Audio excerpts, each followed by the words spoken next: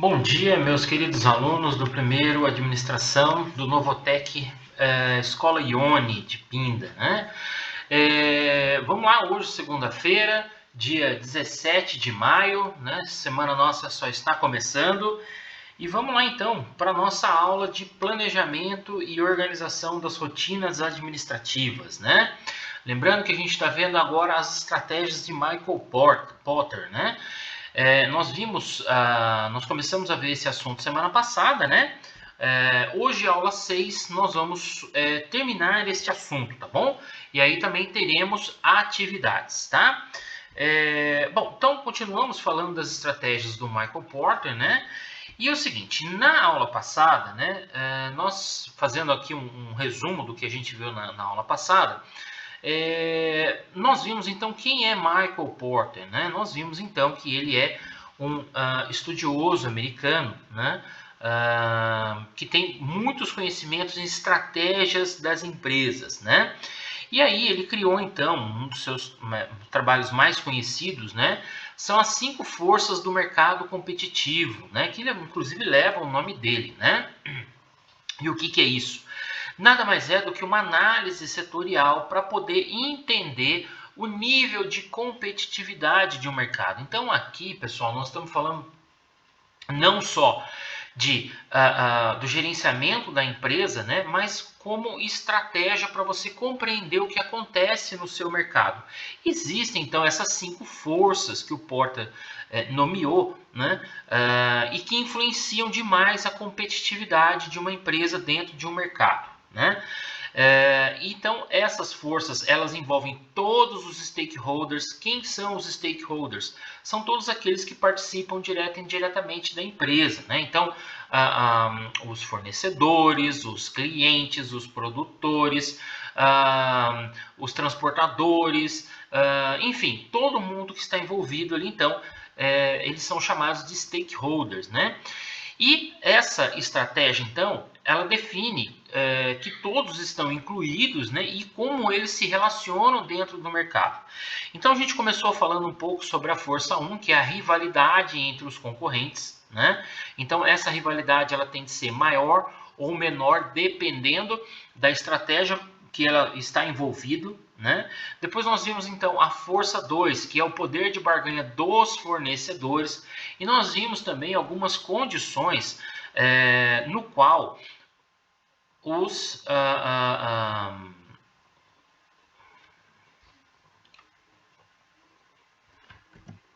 oh, desculpa, pessoal, deu uma travadinha aqui, agora foi, né? No qual os fornecedores eles podem ter maior poder de barganha com relação aos seus compradores, tá certo? Então, existem algumas situações, né, em que o fornecedor fala mais alto, tá certo? Então, por exemplo, se você não tiver de quem comprar, né, você vai ter que estar sujeito ao seu fornecedor, né? E eu me lembro que eu até dei um exemplo, eu trabalhava na indústria, nós precisávamos então de matéria-prima para fazer plástico, né?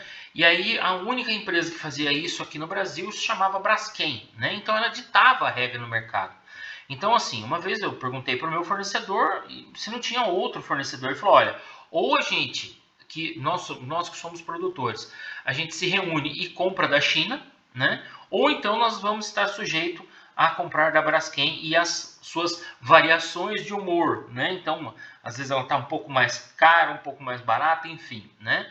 Então, você fica refém do seu fornecedor, tá? E hoje, pessoal, nós vamos continuar vendo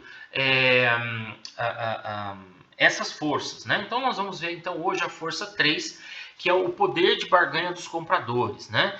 Então, quanto maior for o poder de barganha do cliente, né? Então o cliente ele tem mais poder dentro da negociação, né? Mais ele pode pressionar o vendedor a baixar o preço ou aumentar a qualidade do produto, seja ele que vai ditar isso daí, né? Então, os clientes sempre querem comprar mais e pagar menos, né? Isso é uma regra, tá? E aí, então, o que ele pode fazer é jogar um concorrente contra o outro na disputa do mercado, né? Então, por exemplo, quando eu era gerente na indústria, né, de suprimentos, então, muitas vezes eu tinha que fazer isso, por quê? Porque eu tinha um produto, né, e eu precisava baixar o preço, né? Então, eu nem queria comprar mais, eu só precisava baixar o preço, E aí o que eu fazia? Eu colocava mais um competidor na jogada. E aí o que acontecia? Naturalmente reduzia o poder de barganha do fornecedor e aumentava o meu. Então eu tinha mais poder de fogo com relação ao fechamento do negócio, tá?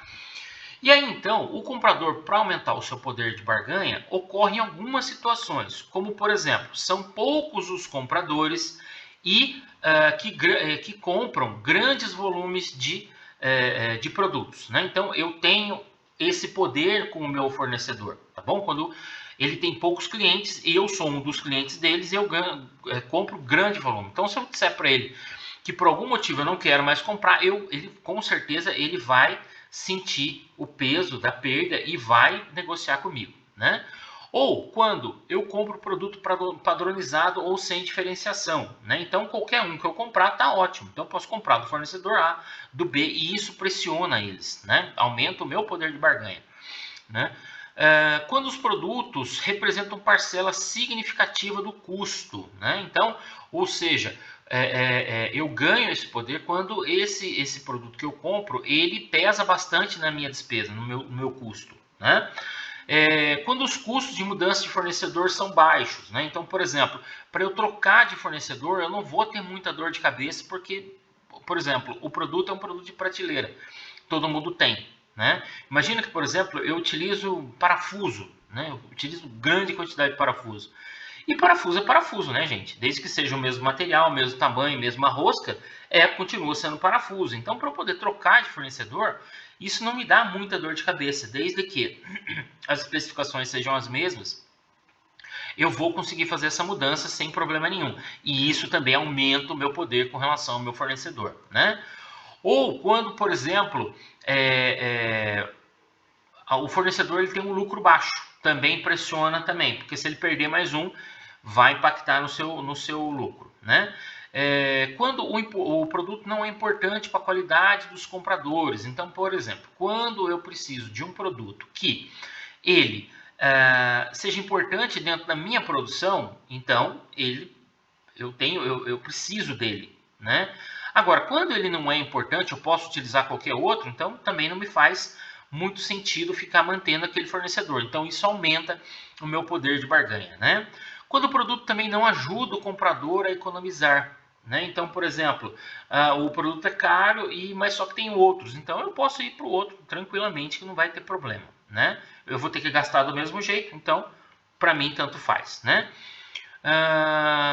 Ou então, quando eles são uma ameaça concreta de integração para trás, né? Então, podem passar a fazer o que o fornecedor faz. Então, vamos lá, pessoal, olha só. Às vezes, o fornecedor, ele me fornece, vamos dar um exemplo aqui, caderno, tá? E aí eu trabalho em uma indústria de papel, eu posso muito bem fazer isso, né? Então, em determinado momento, eu digo para ele, ó, tchau e benção, eu vou fazer aqui mesmo, né? Então, eu sou uma ameaça também para ele, tá bom? Então, em todos esses casos, os compradores, eles tendem a querer negociar mais para poder baixar o preço, ou eu posso simplesmente migrar para um outro fornecedor sem que isso vá me causar problemas. Tá certo? Então, esse é o poder de barganha dos compradores, né? Bom, depois a força 4 é a ameaça de novos entrantes, né, pessoal? Aí, os novos entrantes, nós estamos falando de novos produtos, tá bom? Então, quando ele chega, né, um novo produto chega, ele acaba causando uma agitação no mercado, é normal, tá? Muitas vezes ele chega com força, né? Ele é novo, é novidade no mercado, né? Só que ele demanda grande investimento, tá certo? Para poder participar. E aí, pessoal, que está o problema? O mercado ele é fechado, né? Muitas vezes o mercado ele já está saturado. E aí o que acontece? Para que esse novo produto ganhe mercado, alguém vai ter que perder mercado, não vai ter jeito. Se o mercado ainda não está totalmente fechado, ainda há espaço para crescimento, né? Então esse novo produto ele pode simplesmente chegar e se instalar nesse novo espaço aí, né? Do mercado que ninguém vai sentir que ele chegou, né? Óbvio que reduz as possibilidades de você crescer também, né? Mas nesse caso ele não precisa tomar o lugar de ninguém, né? Então ele chega, simplesmente ocupa aquele espaço vazio, tá? E aí então os novos entrantes, né, eles acabam representando para o setor, né, dependente da reação e das barreiras de entrada, ele vai acabar sendo uma ameaça, tá certo? Porque dependendo, ele pode complicar a vida de todo mundo que está produzindo, tá? Bom, e aí o seguinte, o Porter, então, ele diz que quais são as principais barreiras, né? Então, por exemplo, quando eu tenho economia de escala, né, que força a entrar, me força a aceitar uma desvantagem de custo, né? Então, essa é uma barreira que impede que eu entre nesse novo mercado, né? Então, desse novo entrante, esse novo produto entrar no mercado, né? Por quê? Porque a economia de escala, pessoal, é o seguinte, quanto mais você produz, né, menores serão os seus custos, né? Mais eficiente você é e você consegue colocar o produto no mercado mais barato, né? Coloca um produto melhor e mais barato, né? Então o que vai acontecer? Para que um novo produto entre, ele tem que bater essa condição, né? Então já começa com uma desvantagem de custo, né? Outra coisa, diferenciação do produto, né? Que força o investimento para superar a fidelidade do cliente. Então eu vou ter que o quê?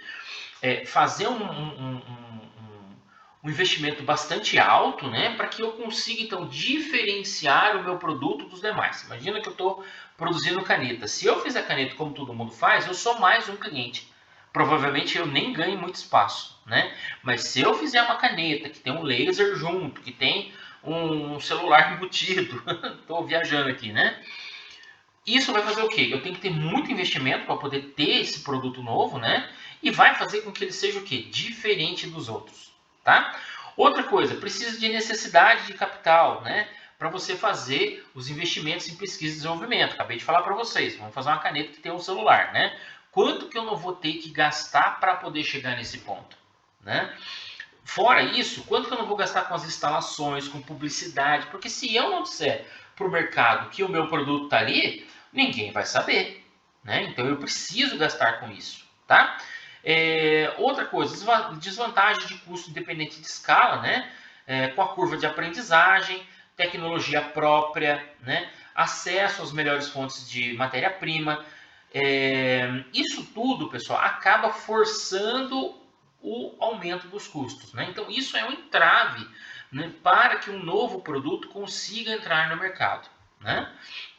Outra coisa, acesso aos canais de distribuição, né? Então, o que são os canais de distribuição? É como o meu cliente vai ter acesso ao meu produto, tá certo? Então, isso acaba forçando com que eu tenha que abrir os meus próprios canais e isso é caro, né? Isso acaba ficando muito caro para a empresa. Por quê? Porque ao invés de focar no seu core business, o que é o core business?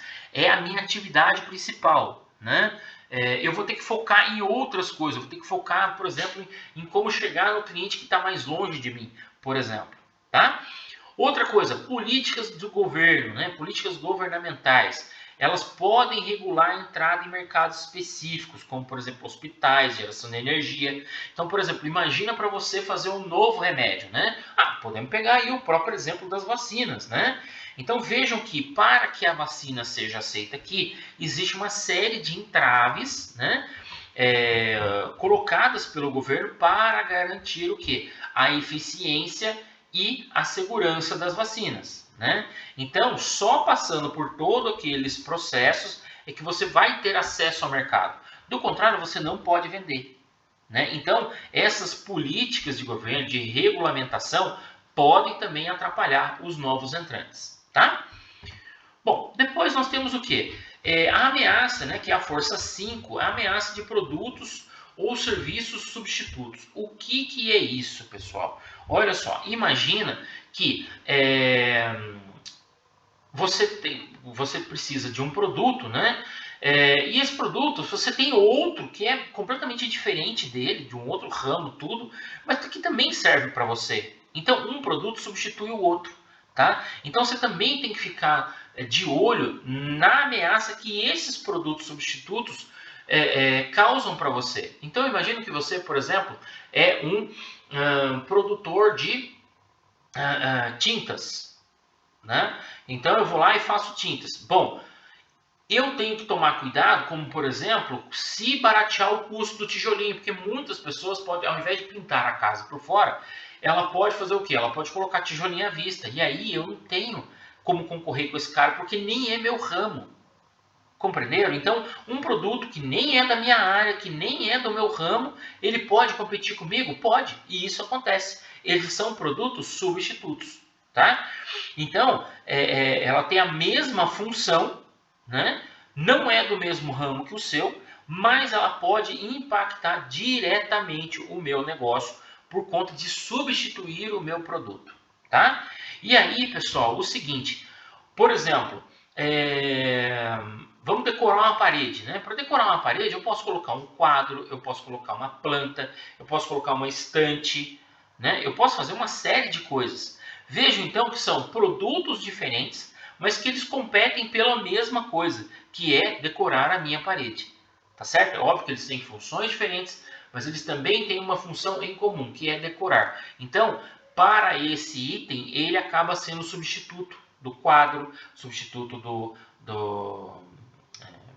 por exemplo, de uma, como é que eu vou dizer para vocês, que faz textura, né, que faz na parede, tá certo? Simplesmente eu posso simplesmente querer colocar uma textura na minha parede e final da história. Opa, peraí, voltou aqui, pessoal. Aí, tá?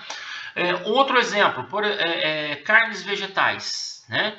Então vejam que para esse povo que é vegano, né, tem problemas de saúde, alguma coisa assim, eles estão fazendo o quê? Produtos substitutos à carne, né? Então vejam que é o seguinte, essas grandes empresas, né, elas já estão fazendo produtos assim, por exemplo, coloquei aqui na foto para vocês, ó, um empanado 100% vegetal, um quibe 100% vegetal, ele não tem carne, né? Então, os vegetais são um produto substituto, por exemplo, para fazer o quibe, né? A carne que vai no quibe. Tá bom, pessoal? Então, as empresas elas começam a olhar para esses produtos que não são da área delas e descobrir uma forma de combater essa ameaça, tá? Bom, e aí então, pessoal, vem o seguinte, né? Como aplicar então as 5 forças de Porter na prática, né? Então, ela está bem ligada à questão do marketing e vocês vão aprender marketing na matéria de, se eu não me engano, é desenvolvimento das ações de marketing e planejamento comercial, tá? Eu acho que é isso mesmo. Vocês vão aprender isso lá, tá? Então, para você descobrir como é o mercado, você precisa fazer uma pesquisa de mercado. Não tem para onde correr, tá? Então, você precisa perguntar para o mercado aquilo que ele quer, né? Qual é a tendência, tá bom? Depois disso, você tem que incluir essa análise que você fez na pesquisa de mercado dentro do seu plano de marketing. Então, quando vocês forem estudar marketing nessa matéria que eu falei para vocês, né? Lá tem uma matéria, um item do plano de curso que é plano de marketing. Eu sei porque eu dei essa matéria no ano passado, tá? Então vocês vão descobrir lá que é o quê? É um planejamento de como você vai atacar o seu mercado, tá bom? Como você vai se colocar perante o mercado, né?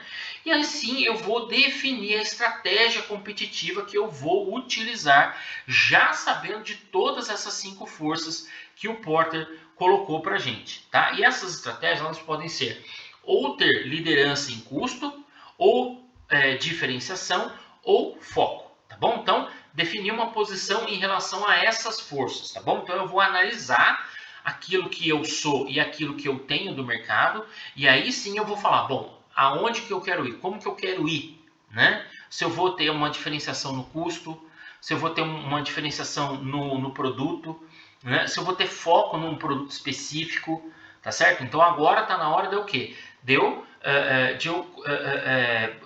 colocar a minha estratégia, tá? E aí então é o seguinte, a liderança em custo significa que eu vou enfrentar a competitividade do meu setor, né, com máxima redução de custos de produção e distribuição, para que o meu preço final também seja competitiva, tá certo? Então, eu preciso pensar numa forma de sempre baratear, porque eu vou ser líder em custo. Tá bom? Então, por exemplo, você pega lá um MRV. Um MRV ele é bom e ele é barato. Tá bom? Então, ele tem o quê? Ele deixa de lucrar, Hércules, por conta disso? Não, ele continua tendo lucratividade. O que ele faz é reduzir custos de produção e distribuição. Tá? Então, o foco dele sempre será no preço. Tá? Depois nós temos a estratégia de diferenciação. Né?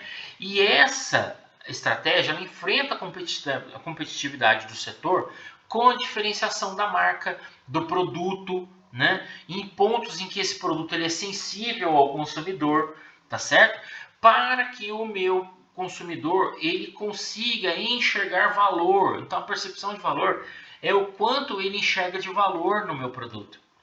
Olha, o meu produto não é dos mais baratos, mas ele é bom. Tá certo? Então, ele tem que enxergar isso para ele, e isso é o que me importa. Né? Então, se o produto é bom, eu até pago um pouco mais, tá bom? E aí, então, eu vou minimizar a sensibilidade dos clientes ao preço. Então, quem já passou por uma situação dessa, que precisou comprar um produto, comprou o produto mais barato e teve dor de cabeça, ele vai pagar um pouco mais. Então, ou seja, eu diminuo a sensibilidade desse cliente ao preço do meu produto, que é um pouco maior, mas ele sabe que ele terá, então, o quê? Satisfação em utilizar o meu produto ou o meu serviço, tá? E depois nós temos, então, o quê? A estratégia do foco, né? Que ela enfrenta a competitividade do setor atuando em nicho. O que é um nicho, pessoal? O nicho é um mercado pouco ou sem exploração. Tá bom? Então, vamos colocar aí, há um tempo atrás, né? Tava começando essa onda de barbearias, né? Então, quando começou aquelas barbearias ultramodernas, né? Que tinha mesa de bilhar, a pessoa podia tomar cerveja na hora, tal, ali, né? Tudo era diferente. Então, ela representava um nicho. Hoje, ela já não é mais um nicho. Por quê? Porque agora todo mundo faz isso. Em cada rua que você entra, você acha uma barbearia. Né? Então, hoje não é mais assim. Tá bom, pessoal? Então, é isso que eu falo. É um produto que tem um mercado não explorado ou muito pouco explorado. Tá certo? Então, eu vou focar a minha estratégia ali em um determinado pedaço do setor.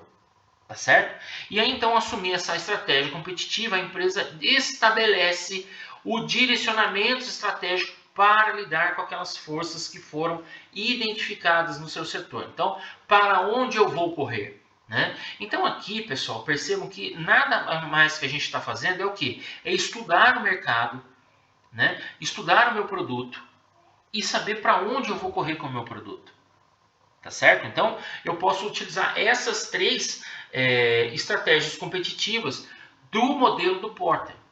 Tá? Então, baseado naquelas 5 forças que a gente aprendeu, né? Que é a rivalidade entre os concorrentes, poder de barganha dos fornecedores, poder de barganha dos compradores, né? Produtos entrantes, produtos substitutos. Isso tudo vai me dar uma visão geral do mercado dentro do meu ramo de atuação, para que eu possa, então, definir para onde eu vou conduzir a estratégia da minha empresa. Tá certo, pessoal?